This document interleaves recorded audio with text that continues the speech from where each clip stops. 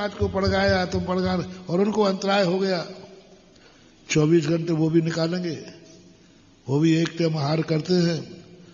अब आहार मुनिराज को आहार देने का पुण्य और एलक जी को तुम्हारे कारण से अंतराय आने का पाप, इन दोनों में से तुम ही बता दो पुण्य क्या है।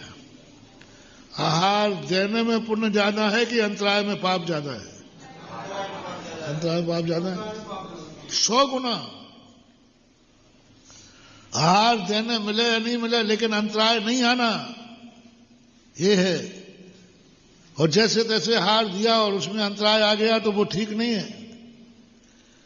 इसलिए आज का मोटिवेशन सारे भारत के नाम, पहली बात तो पड़गाहन खड़े होना नहीं, हुए हो तो पूरा संघ जब तक नहीं निकले पड़गाहन का स्थान नहीं छोड़ना।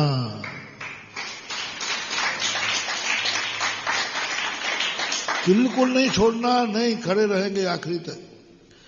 पड़गाहन के बाद जो साधु हमें मिला है उसी को हम श्रद्धा भक्ति से हार उसी को देंगे, कोई बात नहीं। आप देखो उसका चमत्कार। आज छोटे महाराज को आप श्रद्धा भक्ति से हार दे दीजिए, इतना पुण्य बंधेगा कि कल बड़े महाराज तुम्हारे दरवाजे खड़े मिलेंगे। और यदि तुमने जाके मायाचारी करके दी, छोड़ के चले गए, तो मात दूसरे के चौके में जिंदगी भर हार देते ना, तुम्हारी किस्मत कभी नसीब नहीं होगा, होगा ही नहीं नसीब। और होगा तो कब अंतराय आ जाएगा, कभी नसीब नहीं। इसलिए छोटे महाराज को तुम श्रद्धा भक्ति से हार देखो और पुण्य देखना तुम्हारा, पुण्य देखना तुम्हारा। जो तुम्हें संभावना नहीं थी कि कल मेरे महाराज आ जाएंगे, वही बड़े महाराज तुम्हारे दरवाजे खड़े दिखाएंगे, तीर्थंकर भी। ये सब जो कैसे खड़े हो गए? राजा श्रेयांश के यहां पूर्वभव की कहानी है। राजा श्रेयांश ने पूर्वभव में जो पात्र हमें मिला है उसमें संतोष धारण किया। साधारण मुनिराज के पालन पर उन्होंने संतोष धारण किया।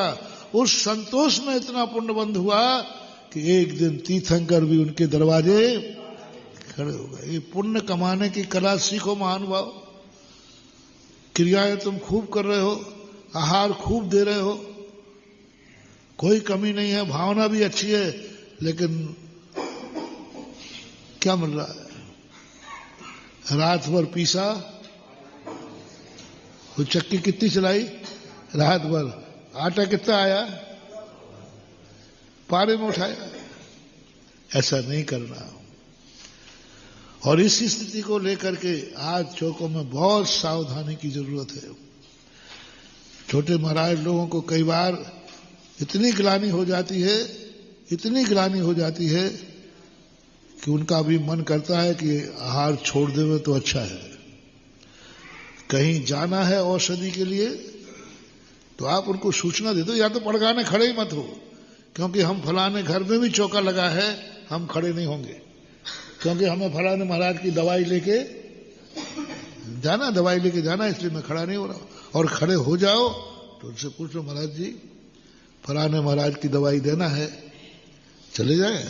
वो खुद कह देंगे, ओह क्या पुण्य रे, तुझे डबल पुण्य, दवाई देने का पुण्य, और जो तुम्हारे यहां महाराज पड़ गए थे उनकी आज्ञा से तुम गए हो तो वो पुण्य और डबल हो जाएगा।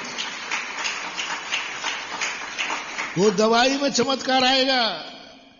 भक्त ने ही दवाई नहीं दी है, इनके घर में जो महाराज हैं उनकी आज्ञा से दवाई देने आ रहा है, औषधि देने। परिस्थितियों की तो पड़ती है, परिस्थितियां तो होती है, लेकिन एक परिस्थिति की भी व्यवस्था है, ये होना चाहिए। और ये नियम आज से ही लागू हो जाना चाहिए।